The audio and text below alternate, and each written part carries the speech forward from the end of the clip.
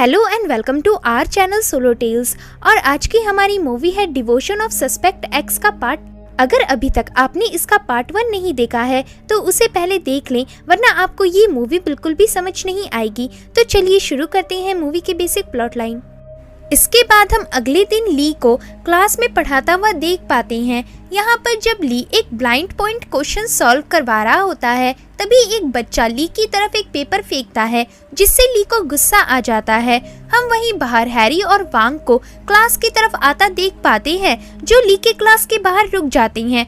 वो दोनों देखते हैं कि ली उस बच्चे के पास जाता है और उसे डांटते हुए कहता है कि इस टाइप के क्वेश्चंस तुम इजीली सॉल्व नहीं कर सकते, क्योंकि ये एक ज्योमेट्रिकल प्रॉब्लम की तरह दिखती है, पर असल में ये एक फंक्शनल प्रॉब्लम है। मतलब दिखता कुछ और है और होता कुछ और अब क्लास खत्म होने के बाद हैरी और वांग ली 12 अप्रैल को कहाँ था इस बारे में पूछते हैं, क्योंकि अब इनकी शक की सुई ली की तरफ आ गई थी। ली कहता है कि वो उस दिन स्कूल के बाद घर पर ही था, जिसके बाद हैरी कहता है कि आपने 12 और 13 अप्रैल को हाफ डे की छुट्टी ली थी। क्या आप बता सकते हैं कि आपने ऐसा क्यों किया था? ली कहता है कि उसे जुकाम था, इसलिए उसने आराम करने के लिए छुट्टी ली थी। तो वांग ली को जहाँ से उसने दवाई ली थी उस जगह का एड्रेस लिखने को कहता है। तभी हैरी मिस्टर चाओ की फोटो दिखाते हुए कहता है कि क्या आप इन्हें जानते हैं? तो ली कहता है नहीं। हैरी बताता है कि ये आदमी सुजैन जहाँ पर काम करती थी वहाँ का रेगुलर कस्टमर था और ये सुजैन को भी अच्छे से जानता है और आजकल ये दोनों एक दूसरे से बहुत ही ज्यादा मिल रहे हैं। क्या आपने मर्डर से पहले सुजैन के साथ इसे कभी देखा था?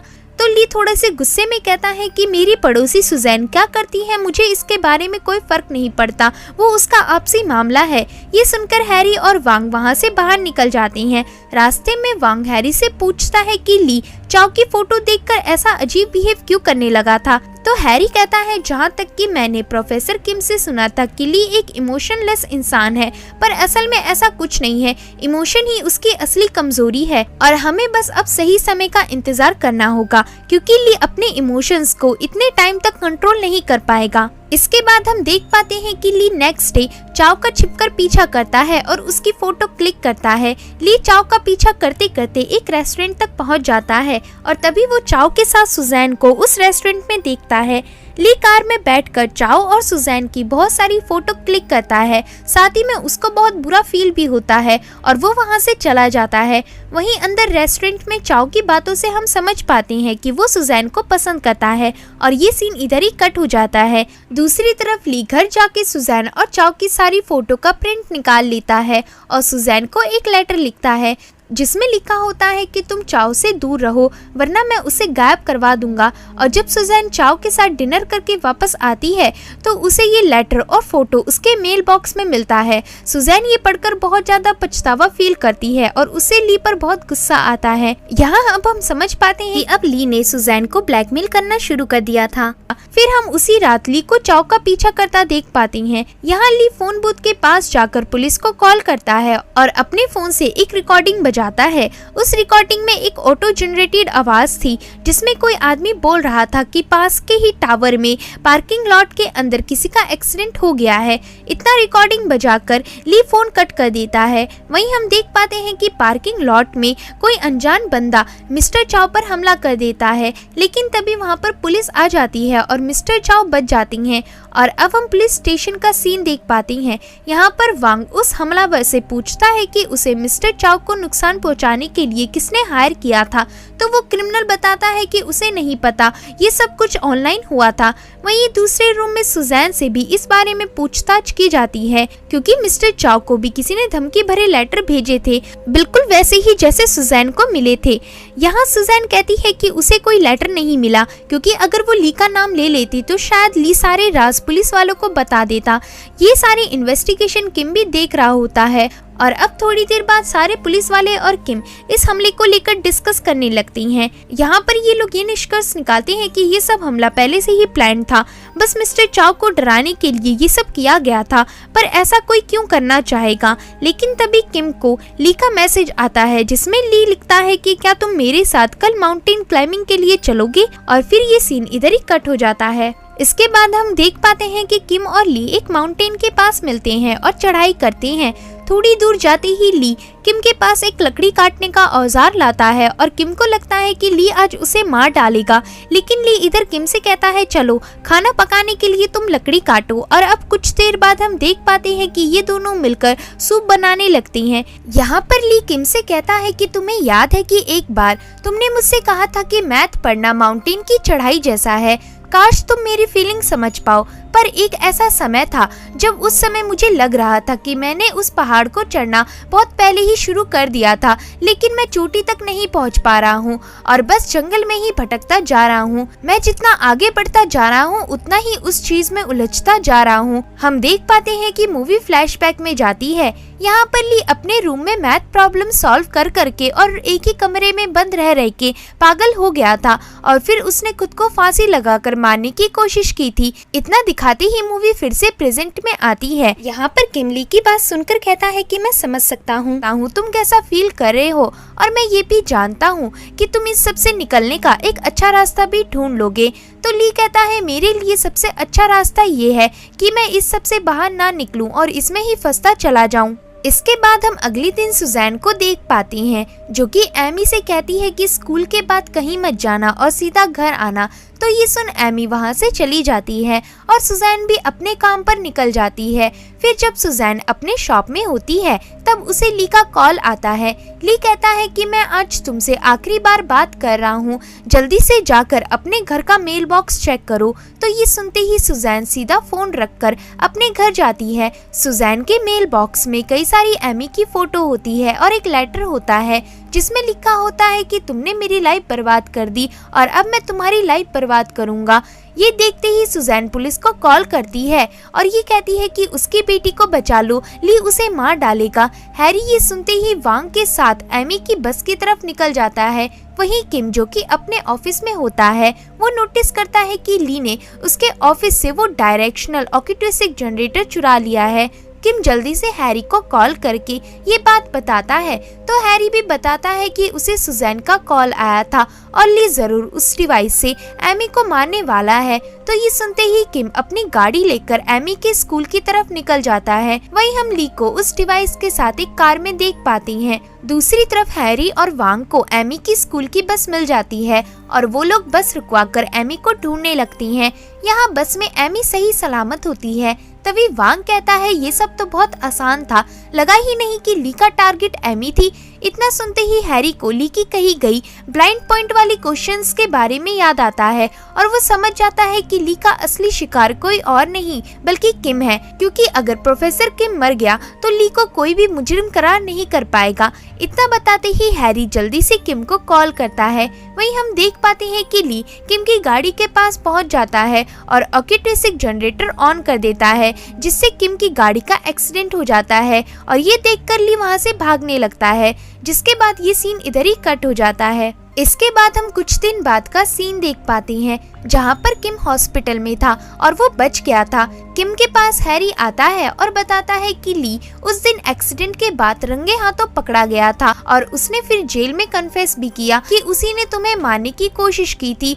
और साथ ही में उसने ये भी बताया कि असल में वो सुजैन से बहुत ही ज्यादा प्यार करने लगा था और इसलिए उसने उसके एक्स हस्बैंड को मार डाला। यहाँ तक कि उसने सुजैन के घर में कुछ डिवाइसेस फिट कर रखे थे जिससे कि वो सुजैन और उसकी बेटी पर दिन भर नजर रखे रखता था। हमने जब ली के घर की तलाशी ली तो हमें उसके घर पर ऑडियो मॉनिटर भी मिला। सुजैन ने भी हमें बताया कि जिस दिन मर्डर हुआ था वो उस दिन घर पर नहीं थी और सच में उसे इस मर्डर के बारे में कुछ नहीं पता था। फिर हमें सुजैन ने ली की वो धमकी भरे लेटर्स भी दिखाए और बताया कि उसे सच में नहीं पता था कि ये सब ली कर रहा था।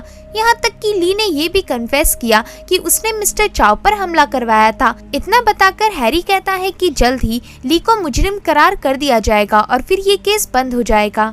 अब हमें सुजैन के घर का सीन दिखाया जाता है जहाँ पर ली ने मर्डर किया है। इस बात की न्यूज टीवी पर चल रही होती है।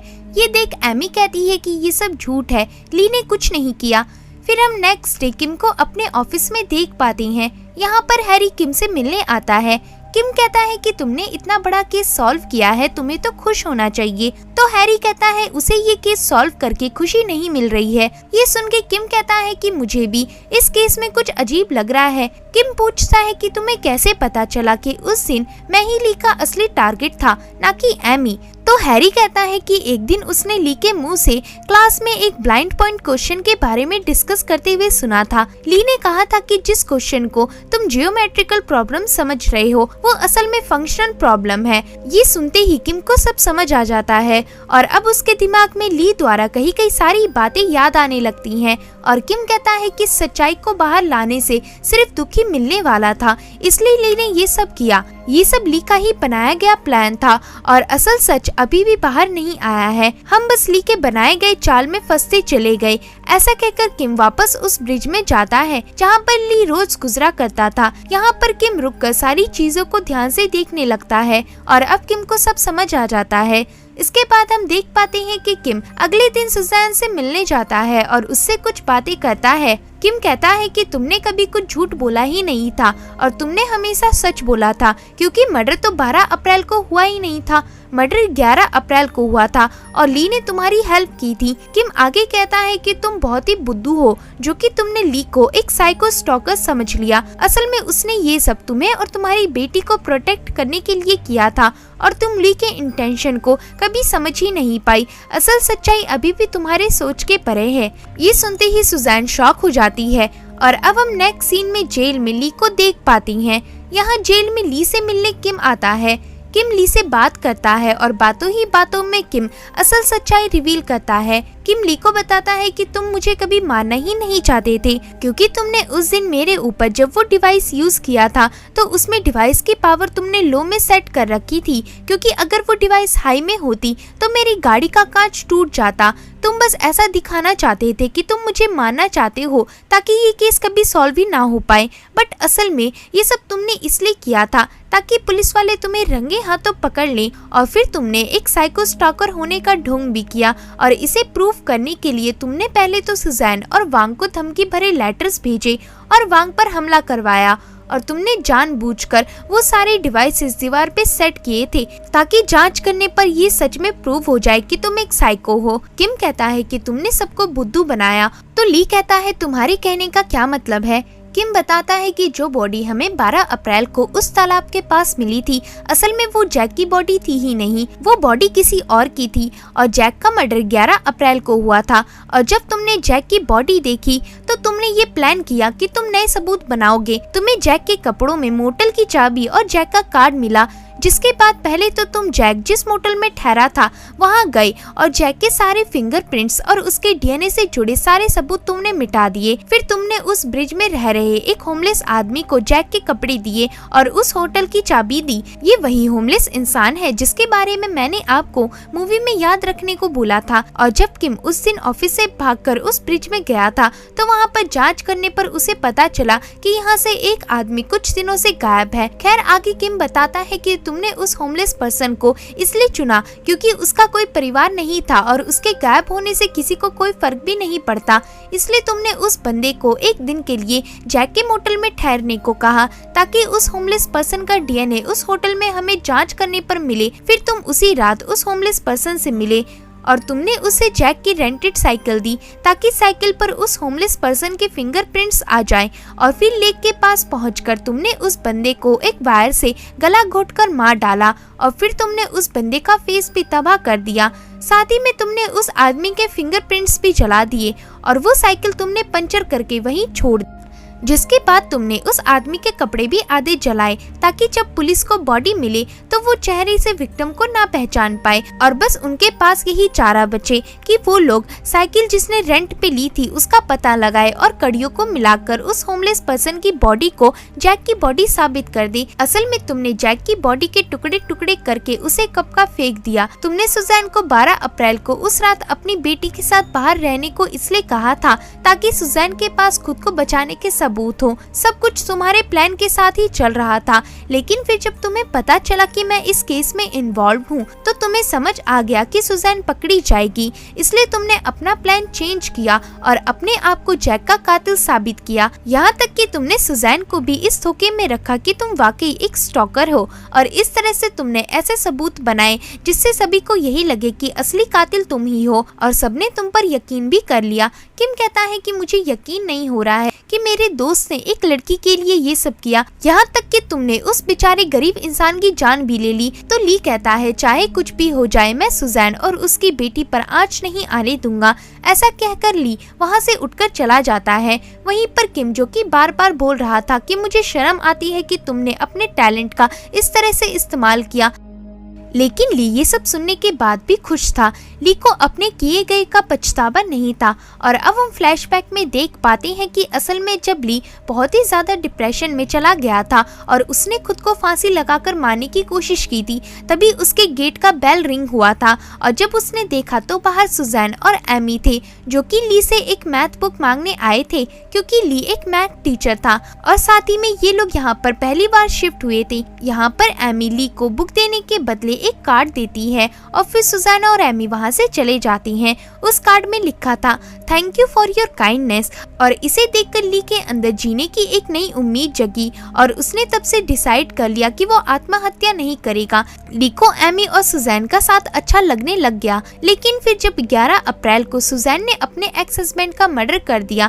तब ली ने ये सोच लिया कि वो सुजैन और एमी पर एक आंच भी नहीं आने देगा, चाहे उसे कुछ भी करना पड़े, और इसलिए ली ने सुजैन की मदद की। अब स्टोरी प्रेजेंट में आती है, जहाँ पर ली अपने आप से कहता है कि उसे कोई गिल्ट नहीं है, उसने बस किसी के काइंडनेस को वापस किया है। ऐसा सोचकर ली खुश हो रहा होता है, लेकिन तभी ली के सामने सुजैन आ जाती है, जिसे ली के बारे में सब कुछ पता चल गया था कि ली ने कैसे उन्हें बचाने के लिए खुद की जिंदगी बर्बाद कर दी। और ये सब सोचकर सुजैन रोने लगती है, क्योंकि अब सुजैन पूरी जिंदगी इस गिल्ट में जिएगी। और ली भी सुजैन को देखकर रोने लगता है, क्योंकि वो नहीं चाहता था कि सुजैन को इस बारे में कभी भी पता चले। इसके बाद हम कुछ दिन बाद का सीन देख पाते हैं, जहाँ पर ली के केस की हियरिंग थी। ली निर्दोष होने के बाद भी यहाँ दोषी करार कर दिया गया था, क्योंकि ली ने खुद ही अपने आप को सबके सामने गुनहगार मान लिया था और साथ ही में किसी के पास कोई सबूत नहीं था कि ली निर्दोष है। यहाँ पर ली किम से आखिरी बार लिफ्ट में मिलता है और ये मूवी इधर ही खत्म हो जाती है।